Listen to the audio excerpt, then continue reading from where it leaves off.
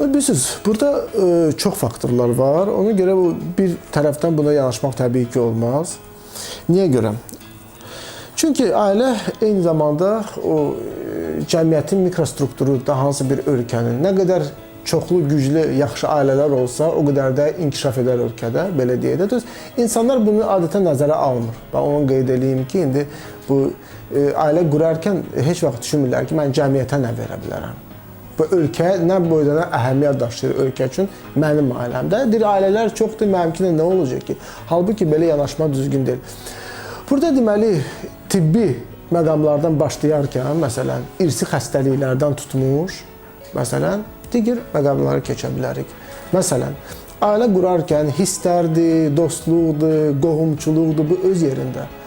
Amma o tibbi məqamlar ki var, məsələn, irsi xəstəliklər, görürsünüz ki, qohumla ailə qurur.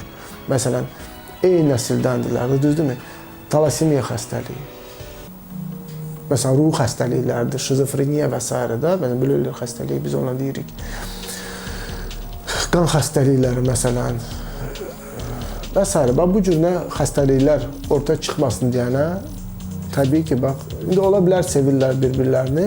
Adətən, Azərbaycanda ailə qurarkən, qohumlar bir-birindən ailə quranda o sevgi məqamları nəzərə alınmır.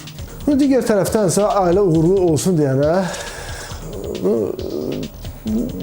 müxtəlif fikirlər var, amma o daha çox belə deyək, insanlar ehtirasa və s. əsaslanır, ailə qurur. Məsələn, birdən-birə emosional impulsu kişi qadının xarici görünüşündən alır, qadın da belə deyək də o kişinin danışığından deyir ki, qadınlar qulaqla sevirlər, kişilər də gözlə sevirlər, amma bu kifayət eləmir ailə üçün.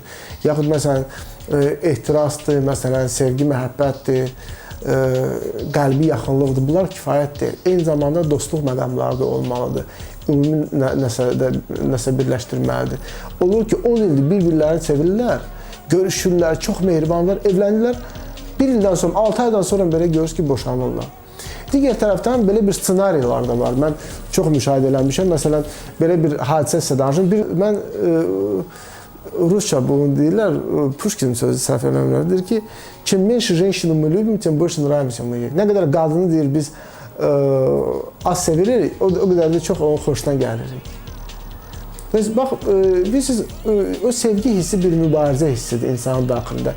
Qadın əgər ərinin xoşuna gəlirsə, daha heç kimin xoşuna gəlmirsə, deməli, onun da xoşuna gəlmir. O mübarizə hissi, o sevgini yaşatmaq üçün daimi şübhələr olsun gəlir. O barədə şübhələr yox, birdən mənə xəyanət edər, birdən kimsə onda olar, birdən onu itirə bilərəm. Və itirmə hissi ümumiyyətlə stimullaşdırır müəyyən o sevgi hisslərini. Amma belə mürəkkəbdir, orada çox faktorlar ola bilər olsun. Ailələrin uyğun gəlməsi, yaxud gəlməməsi. Bilirsiniz, belə bir şey də var ki, bizdə məsələn Azərbaycanda evləndirirlər, deyirlər ki, bizim kənddən olmalıdır qız və belə. Artıq Azərbaycanlılar bir-birindən qayıdıb, qarışıb, hamısı bir-birinə qohumdur.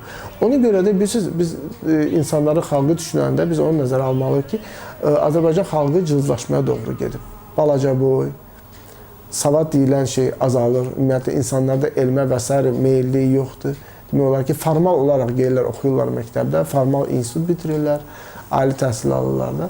Bu cılızlaşma haradasa belə bir faktorlardan da bağlıdır.